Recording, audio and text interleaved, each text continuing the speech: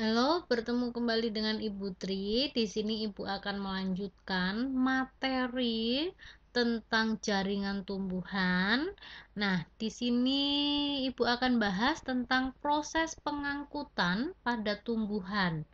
Ya, coba kalian perhatikan. Di sini ada gambar tanaman ya.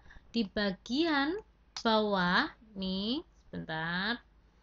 Ini diperlihatkan ya, di sini bagian dari akar ya. Kalau misalnya anatominya berarti ya bagian anatomi dari akar. Nah, bagaimana penyerapan air dari tanah itu berlangsung melalui rambut-rambut akar. Ya, ini kan bagian luar ya. Kemudian ini kan bagian dalam dari akarnya. Nah, ini di luar, ini luarnya, bagian luar. Nah, bagian luar itu berarti bagian tanah, dia mengandung air. Nah, air itu akan dimasukkan ke sini, ya. Nih, yang merah-merah ini, kemudian nanti akan diangkut ke seluruh bagian tanaman. Nah, eh, ketika nanti dibawa ke seluruh bagian tanaman sampai ke daun, nah di dalam daun, oh ya sebelum sampai ke daun ya, pengangkutannya nanti kan dibantu oleh silem ya, silem atau pembuluh silem.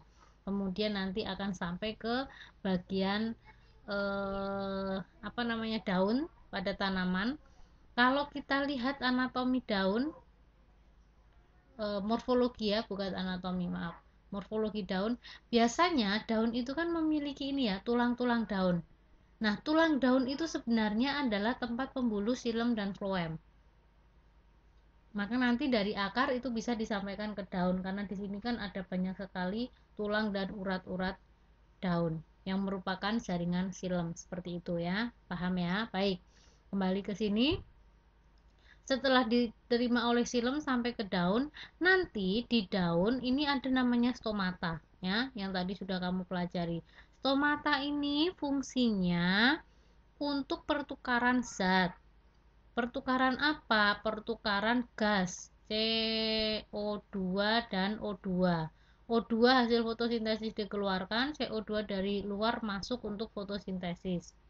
Nah, selain untuk pertukaran gas, di sini nanti akan terjadi apa namanya? Transpirasi ya. Jadi air yang sudah diserap dari bawah itu nanti akan dikeluarkan. Seperti itu. Nah, ini juga ada hubungannya dengan proses fotosintesis yang apa namanya? Memecah air H2O itu menjadi H+ dan O2 seperti itu ya. Jadi nanti akan dikonsumsi airnya dalam proses fotosintesis dan juga pada bagian penguapan ya, seperti itu, transpirasi. Baik, selanjutnya, nah coba kita perhatikan. Ini ada gambar tanaman, kemudian ada akar. Nah, ini adalah proses dari pengangkutan air ya, dan juga mineral oleh pembuluh silem. Sebelum sampai ke silem, sebentar. Nanti pengangkutan itu ada dua ya. Ada yang disebut sebagai pengangkutan ekstravaskuler dan ada pengangkutan yang disebut sebagai intravaskuler. Ekstravaskuler berarti ini tidak melalui silem ya, tidak melalui silem. Kalau intravaskuler ini melalui silem. Kalau kamu perhatikan di sini, ini ada rambut akar. Ini misalnya ini bagian tanah ya. Nah, ada air masuk ke sini.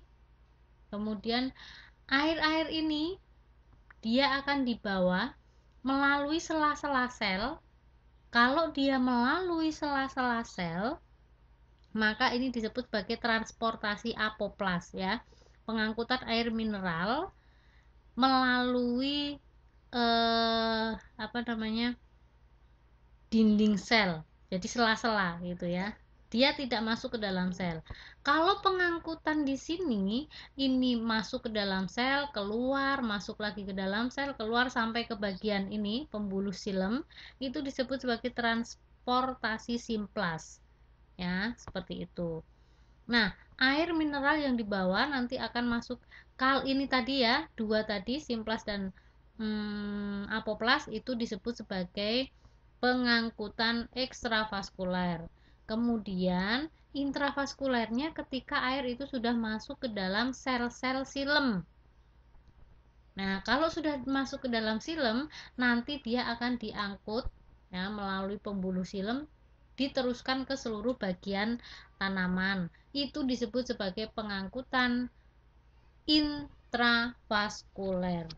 Oke, seperti itu ya. Semoga paham. Nah, ini gambaran lebih jelasnya seperti ini. Nah, apoplas, dari sela-sela. Kalau simplas itu melalui sel. Ini kan sel ya. Ini sel, ini sel. Dan dia lewat sampai ke sini. Nanti di sini dialirkan ke seluruh bagian tanaman. Nah, ini juga penjelasan tentang simplas dan apoplas ya. Oke. Ini seperti yang tadi sudah Ibu sampaikan bahwa air yang diangkut oleh silem itu digunakan untuk fotosintesis dan transpirasi, penguapan.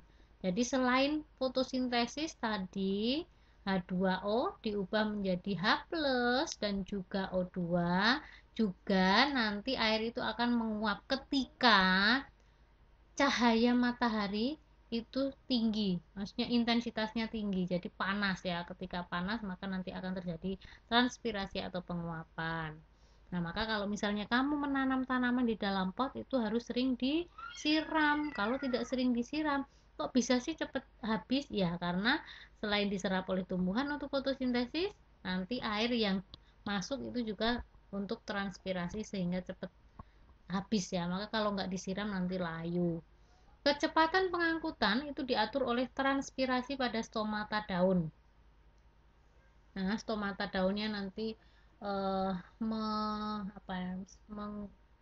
mengatur ya pengangkutannya sehingga nanti transpirasi terjadi atau tidak. Biasanya kalau pada tanaman-tanaman yang kekeringan, tidak memiliki banyak air di sekitaran akarnya, berarti kan dia nggak mungkin ngambil air ya dari akar. Biasanya nanti dia akan menutup stomatanya. Untuk apa? Supaya mengurangi laju transpirasi sehingga air yang ada di dalam tanaman itu akan eh, tidak menguap ya, jadi tidak akan hilang seperti itu. Nah, ini laju transpirasi selain tadi dipengaruhi oleh cahaya, ternyata dipengaruhi juga oleh kelembaban. Kalau kelembaban di lingkungan sekitar ya, di sekitar tumbuhan, maksudnya itu kelembabannya tinggi, maka air yang masuk ya, yang berdifusi itu nanti akan lambat. Kalau kelembabannya itu rendah, berarti kering ya, sekitarannya kering, maka nanti difusinya itu akan cepat. Kemudian kalau suhu, berarti kalau suhunya tinggi, nah ini kan suhu dengan cahaya itu sebenarnya ada sedikit persamaan ya. Kalau suhu itu mempengaruhi laju transpirasinya, kalau panas berarti semakin banyak air yang diuapkan. Kalau cahaya itu hubungannya dengan fotosintesis, H2O-nya H2O atau air diubah menjadi H+ dan O2. Kemudian kalau angin ya, angin di sini ini meningkatkan laju transpirasi ya. Jadi dia menyapu uap air yang ada di permukaan daun, biasanya seperti itu. Kemudian kandungan air di dalam tanah ya, tadi seperti yang Ibu sampaikan, kalau di dalam tanahnya nggak ada air ya, nanti stomatanya biasanya akan menutup untuk mengurangi terjadinya transpirasi. Nah, seperti itu ya. Baik, itu untuk pengangkutan pada tumbuhan ya, sudah Ibu sampaikan. Terima kasih, semoga membantu belajar kalian. Sampai jumpa di bagian selanjutnya pada bab jaringan tumbuhan.